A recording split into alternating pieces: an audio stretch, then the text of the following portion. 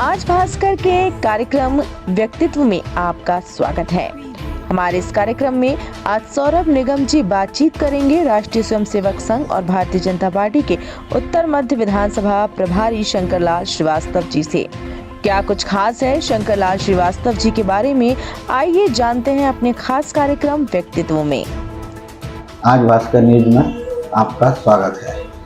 हमारे खास कार्यक्रम व्यक्तित्व में आज हमारे बीच वरिष्ठ समाज सेवी श्री शंकरलाल श्रीवास्तव जी उपस्थित हैं। आइए हम उनसे उनके कार्यों की और उनके जो समाज क्षेत्र में किए जा रहे कार्य हैं उनके बारे में जानकारी लेते हैं। शंकर जी, आपका स्वागत है। जी धन्यवाद सौरभ जी। और हम ये जानना चाहते हैं कि आप विगत 40 वर्षों से समाज सेवा कर रहे हैं और काफ़ी बड़े कार्य समाज को साधना और ये करना, तो इसमें आपको जो प्रेरणा मिली वो कहाँ से मिली? देखिए सौरभ जी, सबसे पहले तो मैं आभारी हूँ आपके न्यूज़ चैनल का, जिसने मुझे इस लायक समझा कि मेरा भी एक छोटे कार्यकर्ता का इंटरव्यू होना चाहिए। मेरी समाज सेवा की शुरुआत की जब आप बात करते हैं तो राष्ट्रीय स्वयंसेवक संघ के स्वयंसेवक के रूप में मैंने कार्य चालू किया। और जैसा कि आप जानते हैं, संघ में कोई सदस्यता नहीं होती, जिसने ध्वज प्रणाम कर लिया वह संघ का स्वयंसेवक हो जाता है। उसके पश्चात राम जन्मभूमि आंदोलन में जुड़ा, विश्व हिंदू परिषद के प्रखंड प्रमुख के रूप में काम किया। फिर संघ का एक प्रकल्प है सरस्वती शिक्षा परिषद, उसमें 7 वर्ष में व्यवस्थापक के रूप में सरस्वती शिक्षा मंदिर सूखा का प्रभारी था। फिर क्योंकि हमारा जहाँ निवास है वह ग्रामीण और शहरी क्षेत्र का मिला जुला क्षेत्र है, यहाँ पर भारतीय जनता पार्टी के ध्वज नहीं लग पाते थे, तो मुझे संघ से कहा गया कि यहाँ पर झंडे लगे और पर्ची हर व्यक्ति के घर तक पहुंचे। मेरा पहला राजनीतिक प्रयोग किया गया था विजयनगर क्षेत्र, जो आज विकसित है। जैसा कि आप देखते हैं कि वह पूर्व में अविकसित क्षेत्र था। विजयनगर में चेरीताल वार्ड का एक बूथ हुआ करता था, 197 नंबर। उस विजयनगर क्षेत्र के 1100 मतदाताओं में हमने पर्ची बांटना चालू की। लगभग 5 दिन में एक बूथ की हमने पर्ची बांटी, पहला प्रयास था। और जैसा कि आप आश्चर्य करेंगे, पहली बार लोगों को, विजयनगर के लोगों को लगा और उन्होंने कई जगह हमको चाय पिलाई बिठाल के कि किसी ने हमको मतदाता माना।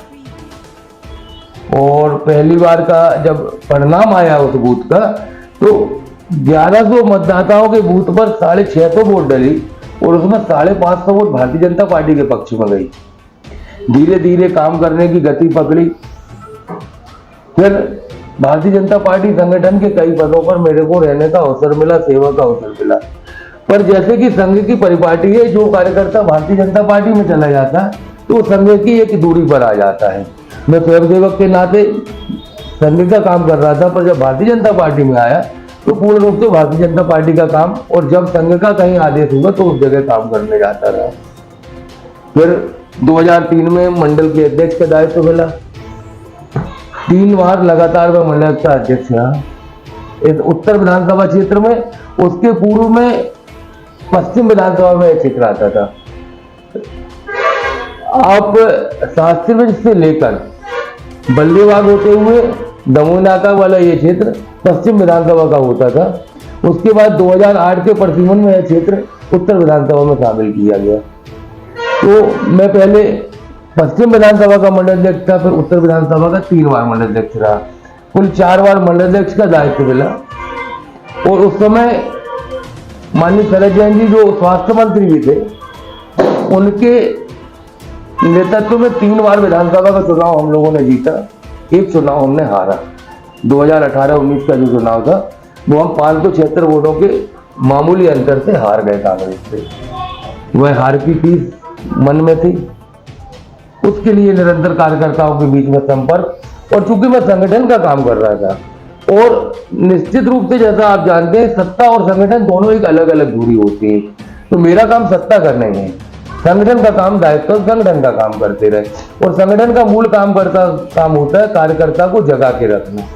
जैसे सीमा पर सिपाही जागता है वैसा भारतीय जनता पार्टी का कार्यकर्ता जागता है। आप उत्तर मध्य विधानसभा क्षेत्र के प्रभारी भी हैं, पूरी जवाबदारी आपके ऊपर है। और यहाँ पे जो दोनों चुनाव हुए, बाहरी प्रत्याशी लाके सौंपे गए आपको कि आपको इनको जीत दिलाना है, पार्टी को बहुमत में लाना है। तो उस समय आपके क्या विशेष प्रयास थे, जबकि यहाँ पे कांग्रेस के सिटिंग एमएलए थे और जो भाजपा को ही हरा के जीते थे? देखिए, उसके पहले एक छोटा सा प्रयोग जबलपुर नगर निगम के चुनाव में हुआ था। डॉक्टर जितेंद्र जामदार जी को महापौर की टिकट दी गई और कमलेश अग्रवाल जो नेता प्रतिपक्ष का काम देख रहे थे, उसके पूर्व में MIC के 3 बार प्रभारी थे, उनको अग्रसेन वार्ड जो इस विधानसभा का है उसमें प्रत्याशी बना के भेजा गया। क्योंकि जब पार्टी चुनाव लड़ती है तो एक मान के चलती कि वह सीट जीतेगी। डॉक्टर जामदार जब जीत के महापौर बनेंगे तो उनके साथ MIC के रूप में अनुभवी लोग कौन होंगे, इस आधार पर कमलेश अग्रवाल को इधर प्रत्याशी बनाया गया। चूंकि Kamlesh Agarwal civil line ward से काम कर रहे थे और वो कैंट विधानसभा का क्षेत्र था, तो एक नया प्रत्याशी, नया प्रयोग। और कांग्रेस का जो उम्मीदवार था जतिन राय, वो युवा कांग्रेस का नगर का अध्यक्ष भी था और उनके साथ काफी पुराना अनुभव था, पूर्व में पार्षद भी रहे। पर पार्टी ने जिम्मेदारी दी प्रभारी के रूप में और मेरे को माननीय शिवराज जी ने उस समय व्यक्तिगत रूप से बोला कि शंकर इसको जिता के लाना है। एक चैलेंजिंग था, पार्टी के कार्यकर्ताओं का बहुत अच्छा सहयोग मिला और अग्रसेन वार्ड में हमने 1275 वोट से वह चुनाव जीता। पर हमारे दुर्भाग्य से महापौर के प्रत्याशी जितेंद्र जामदार जी चुनाव हार गए और कमलेश जी का जैसा भी MIC का काम था, बाद में वो नेता प्रतिपक्ष बने। और उसके पश्चात जैसा कि आप पत्रकार बंधु जानते हैं कि कांग्रेस के महापौर जो कि कांग्रेस के नगर के अध्यक्ष भी थे, उन्होंने भारतीय जनता पार्टी की रीति नीति से प्रभावित होकर भारतीय जनता पार्टी को ज्वाइन कर लिया।